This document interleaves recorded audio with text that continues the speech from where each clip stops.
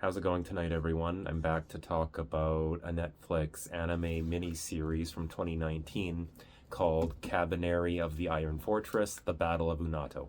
Directed by Tetsuro Araki, co-written by Araki and Ichiro Okushi. From what I understand, it's set 6 months after an entire animated series and a couple other smaller miniseries slash movies that I didn't even know about.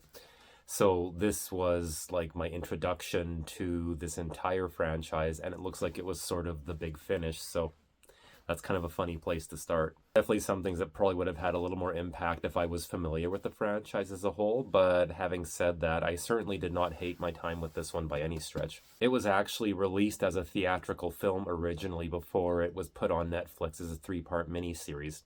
I don't know why you wouldn't just keep it as a single feature, whether it be Netflix or the theater, honestly. Especially when it's not even an hour and 15 minutes of running time altogether. But who knows, I don't make the rules.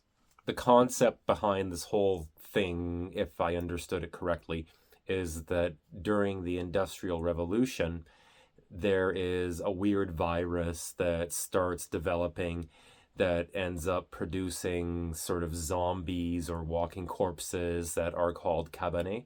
The Kabaneri are a little bit like the Reapers in the second Blade movie.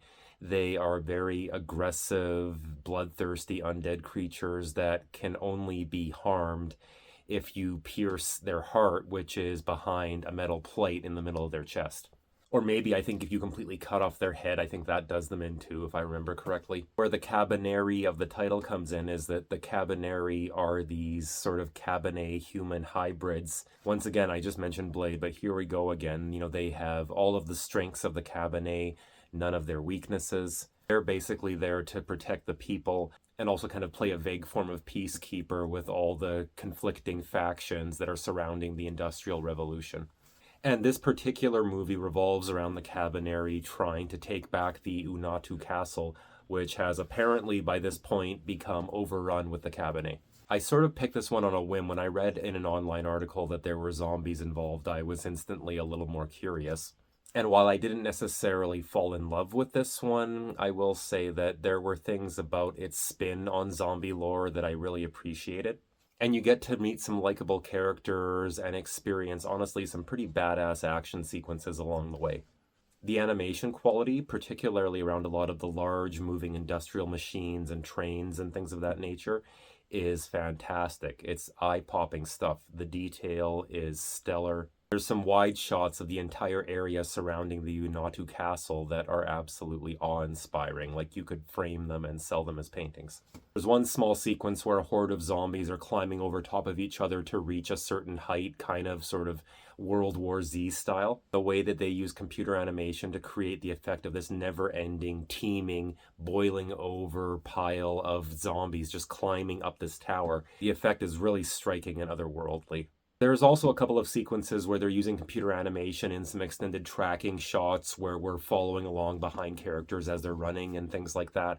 And that admittedly feels a little bit more hackneyed or maybe even unfinished. But other than some lapses in judgment like that, Araki and his team do a great job of making this a fun visual experience. Now, if you watch this and, like me, you start sort of wondering partway through that first episode, am I really sort of the age demographic that this is geared at? Because in the early goings, you know, some of those moments with the zombies or the Kabaneri, if you will, can feel a little bit mild by most horror fan standards. Just tough it out, because by the end of that first episode, going into the second and then the third one, the violence starts to ramp up a lot more and you get some pretty good doses of gravy. This isn't like the unbridled comic book levels of violence that you got in something like Castlevania, which I was, call me shallow, but that's kind of what I was hoping for. But trust me, blood is shed, heads are severed, people are impaled. Like, again, you get your dose. I'm repeating myself, but the action choreography is so badass in some of these scenes that if that means that we have to take a little bit of a drop in the gore level, I think that's a fair trade. Interestingly, without spoiling anything, I'll just mention that there is one character who is not a Kabaneri, but seems like he might as well be. Without getting too specific, I'm not going to spoil the moment, but there is one moment where he and another character are having a reconciliation that is in its own way poignant and touching, But at the same time, like, in light of everything that's just happened, I was just thinking to myself, like, no, no, no, dude, I'm sorry. You're a nice guy, but you should be dead, sir. You should be dead, dead.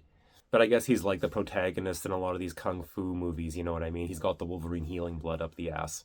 As far as the story goes, everything seems to be interesting enough. I mean, again, I kind of came into this with the final chapter first, unfortunately. So I can't say with any real authority how this works as a payoff, but I enjoyed that part enough.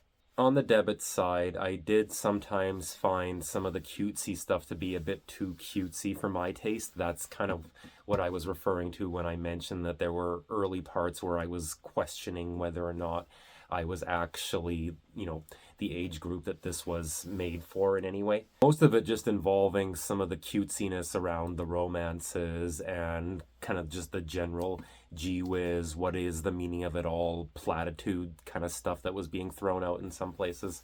And I don't know if it was just done for this Netflix version or not, but the whole thing that I watched was scored with this pop soundtrack that stands out like a sore thumb, and at least in my opinion, felt just tonally adrift from what I was watching.